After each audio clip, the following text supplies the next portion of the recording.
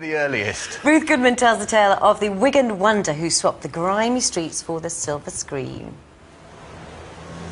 In this house on Atherton Road, Wigan, lived a Lancashire lad loved for his goofy grin and cheeky songs. He nicked the nation's affection from bigger stars. He nicked his dad's stage act. And it all turned out nice again for George Formby. She shouted with laughter, I know what you're after, it's Auntie Maggie's remedy. Turned out nice again, hasn't it? And life was surprisingly nice when George Formby was just George Hoy Booth. The family had known poverty and hardship in the old Wigan back-to-backs, but his namesake dad was the first George Formby to make a name for himself on stage.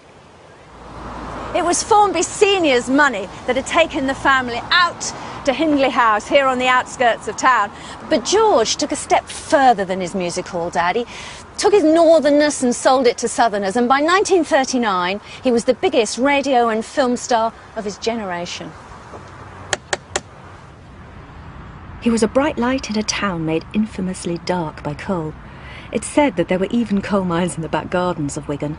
Another George, George Orwell, described it in his Road to Wigan Pier as a lunar landscape of slag heaps, a world from which vegetation had been banished, when nothing existed except smoke, shale, ice, mud, ashes and foul water.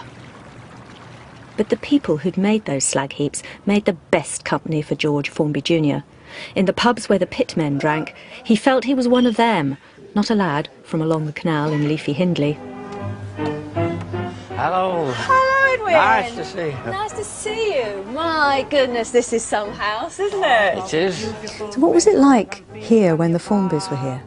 Well, so far as we can see from the photographs, this was their main dining room.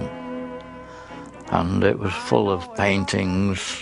It's a grand house. He had his Rolls Royce outside. It had a Rolls Royce outside Yeah. as well. Wow. He certainly lived very well.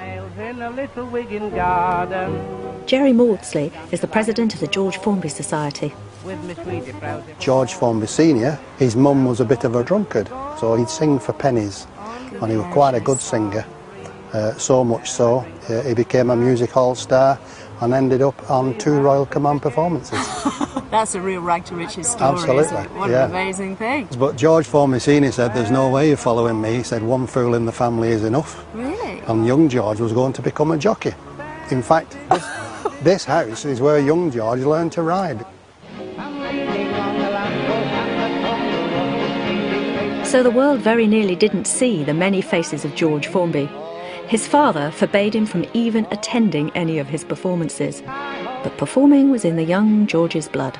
When his father died, coached by his mother, he began a tribute act, singing his father's songs and cracking his father's jokes.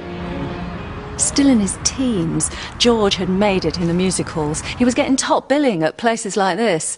The Tameside Hippodrome, now sadly closed. Music hall was the television of its day. It was a kind of never a dull moment, and the enthusiasm was both on the stage and in the audience, and I think it was a kind of an electricity between the two. But it wasn't until he took up the weird-looking banjolele, a cross between the banjo and the ukulele, that George Jr. moved out of the shadow of his father and made it in his own right. He really enjoyed making pictures, and it made him far more famous than he was before. In his 30s heyday, George Formby was Britain's biggest star. His movie contracts were worth millions in today's money. But unlike many stars who couldn't wait to escape their roots, Formby made a fortune remembering his. His trick was to make the rest of us join in.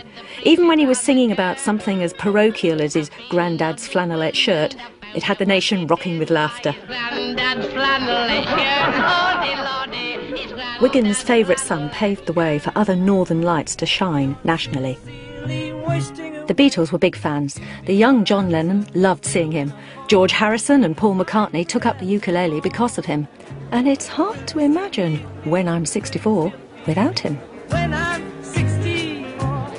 50 years after his death, there are George Formby appreciation societies up and down the land, revelling in his ringing Wigan tones. Turned out nice again, hasn't it? Like him, you